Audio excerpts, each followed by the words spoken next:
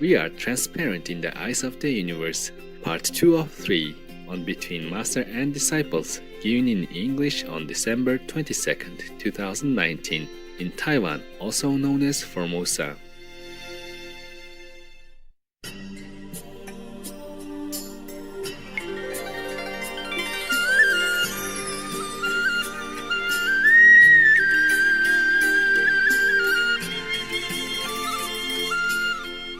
Even without education, we can survive with our hands, with our work, with our own labor.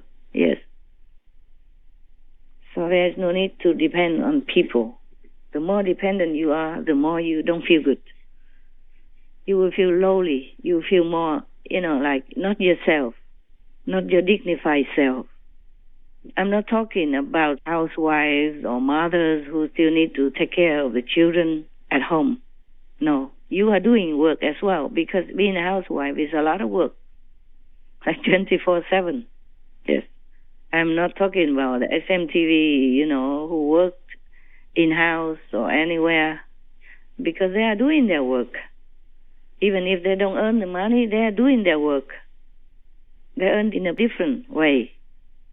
I'm just talking about people who are trying to take advantage of others' goodness and generosity. That is a no, no, no, no, no, no. You lower yourself desperately and terribly. You have no self-respect, no self-esteem when you do that. Should always do something to earn your own upkeep. I'm not talking about the people who live in the ashram and take care of the ashram and not earning, income from outside. I'm not talking about these people. They're also working. They keep the ashram clean, or tidy, or whatever they do in the ashram. That is different, okay? Even though they don't have income, but they are taking care of the ashram, of the place where everyone else comes to feel comfortable and welcomed, and be at ease to meditate, yes, like the retreat people this week. I'm not talking about the people who stay in the kitchen and just cook every day for everyone, even though they don't earn any official income, but they're working. Do you understand? Yes. I'm also not talking about the husband who, instead of going out to earn money, his wife goes out to earn money and he stays home to take care of the kids or the house, washing dishes, washing clothes, tending the gardens, cleaning the house. That's also work. Housework doesn't exclude men. He's doing his job. He does it well, devotedly, doing his best. That's also work, hey? We just all have to do something.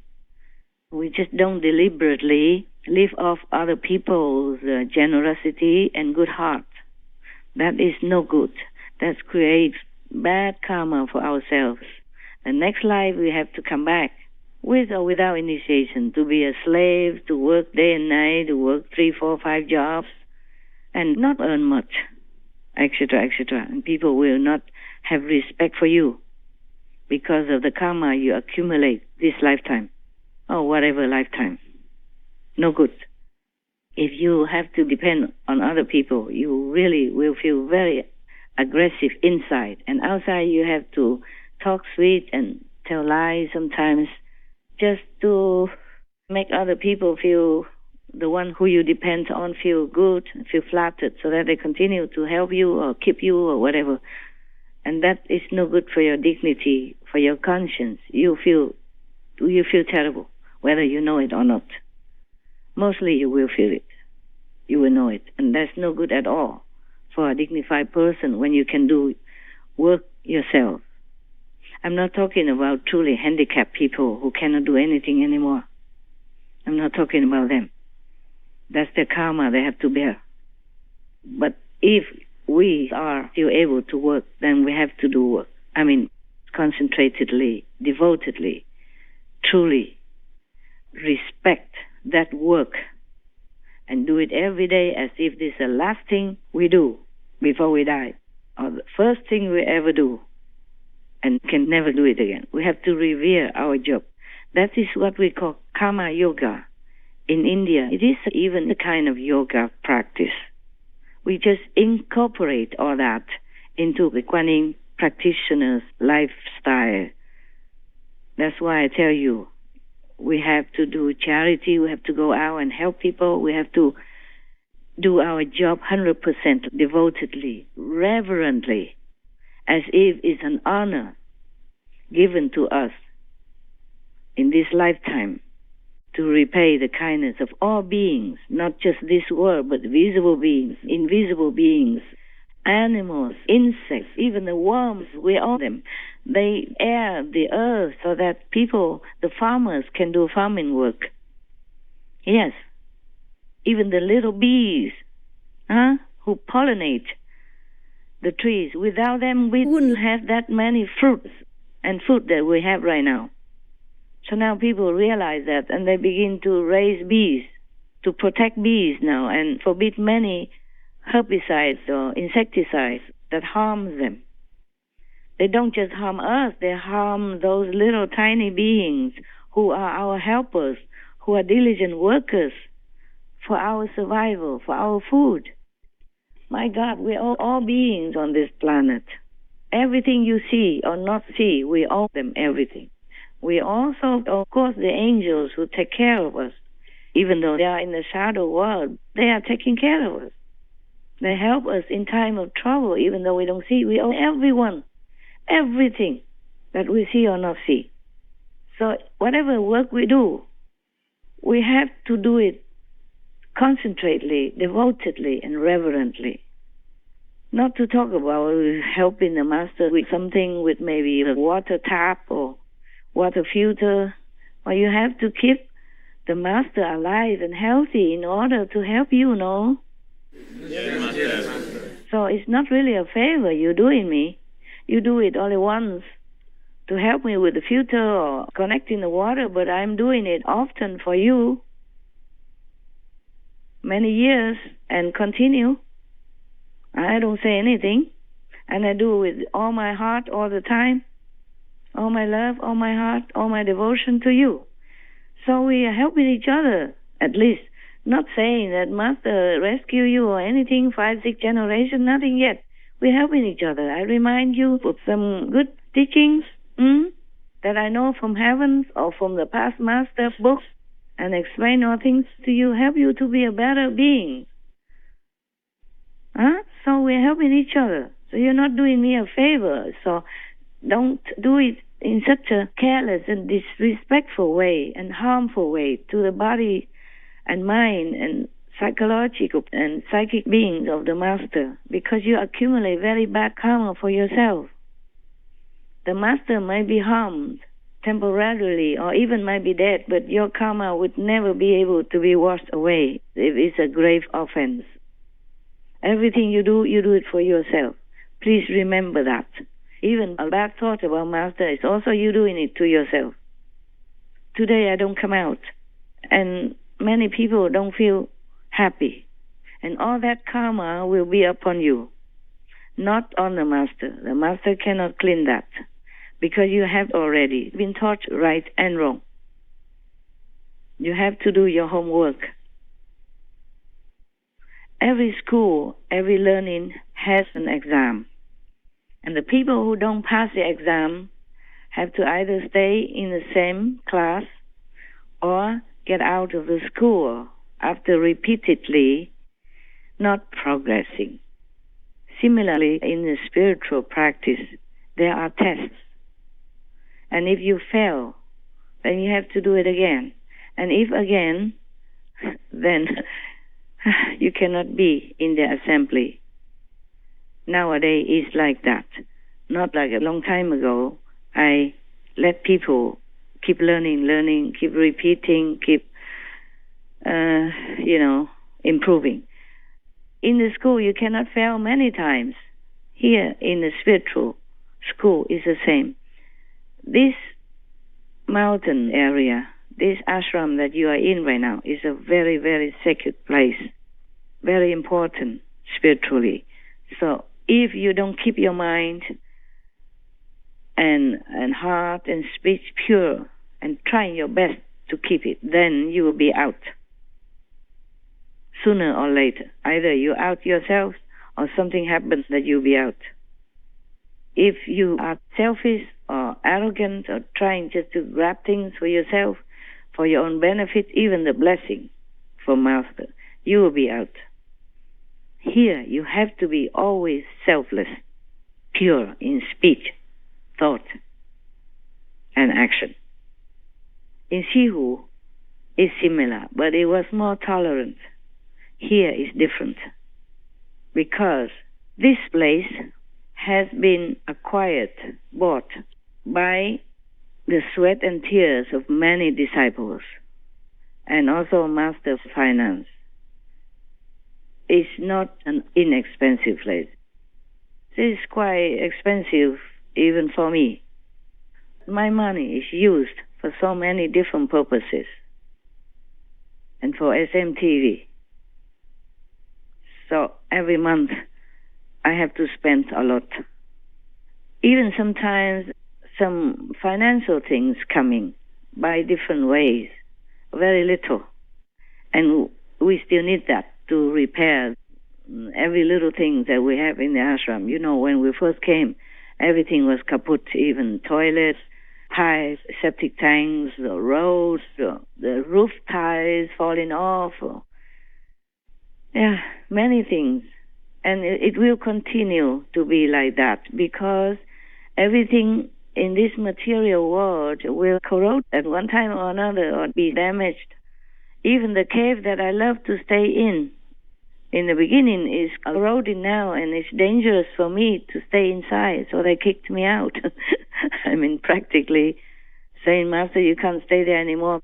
They even hire the expert to come in to look, and it's all eroded inside. That's why the water leaking in from inside and from underground and etc.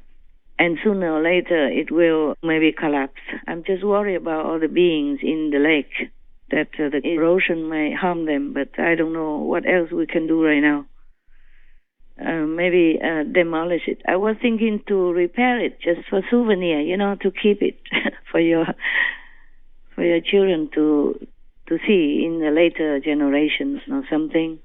The place that Master lived in and worked in, sleep in, ate in with the dogs.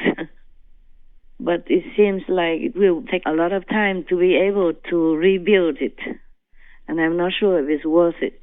So I'm still thinking what to do. Even demolishing it might cause some damage for the beings in the lake. Oh, I don't know. I have to study more about that, or just let it be. But at the moment, we cannot let anybody visit it inside in case it collapses any time. Well, my dogs told me that before, but I was thinking, oh, never mind, it still looks good. But then they made another cave for me, a more modernized and more livable. So maybe I will use that instead. Yes, just for your sake, I keep myself healthy and alive. So please don't be jealous of me. You have no reason at all. Everything I do is for you, for the world, for the universe. Even though you don't feel that way, even though you don't see it that way, even though you don't think that way, it is like that. I have no reason to tell lies to you, because I don't want anything from you. That's logical to you or not? Yes. Good. Suppose you think that I tell you this lie because I want you to worship me, to stay with me, so that I feel like, oh, I have a lot of people worship me. Then you have to think again. Why do I always screen out hundreds of people at a time even? As you know very well, at least 1,000 people are not allowed to come to New Land at all. At least for what I can think of right now, maybe more. Yeah? So think about that, okay? I have no reason to lie to you. If I really wanted more disciples, more people to worship me, to be crowded by people, to feel like a big shot, then why do I burn so many, huh? Understand? Yes. Is it logical to you? Yes. All right. So please think about it and banish every thought of negative tendency to envy me or to wish me no good. even in thinking, it will have bad effect on you because I can protect myself. But I don't want you to continue this way, okay? Whoever that might be. Don't think that I don't know what you think inside. And even if I don't know, heavens know. You, I, all of us are transparent in the eyes of the universe, in the eyes of God and the heavens, even low heavens, astral heavens. They do know what we think, and especially higher heavens. They know everything about us. That's why they can help us. If they don't know, how do they help us in time of trouble? If Master doesn't really know, how can she come to help you when you have accidents or when you pray? She comes. She helps you. Even if you don't see, you feel it and you know the result. So you are very transparent. All of us are. So even if I'm bad, heavens would know. So I don't dare. Even if I want to be bad at all, even if I wanted to lie to you, I don't dare. I know better than that. I don't practice for myself benefit, nothing. For my family even. You know, I treat my family the same as you. Even if you want to treat my sister, especially VIP lifestyle, no, I say no, please don't. So that they don't feel too arrogant, okay, to other disciples. They have to earn it. They cannot just be treated like a privileged group of people. When they didn't earn it, they have to earn it. They have to be worthy of that. And even if they are, there's no need for them to be treated special like you have planned to do. I don't want that. I want them to be humble, normal, practicing well, and enjoy their normal life, normal treatment, because otherwise other people will get jealous also, and the negative energy will be no good for them. Not just for them to be arrogant or anything even. Or even not jealous, they treat them too special and they will feel too proud. Then forget to be humble, forget to practice. To be treated special out in the public is a kind of curse. You see, people wanting to harm the Buddhas even though he never did anything bad to anybody. All he did was preach to help people, to elevate. And meditated without begging even. And even wear tattered clothes. Not even wearing luxury clothes like my designer have to wear now. Or even jewelry or anything.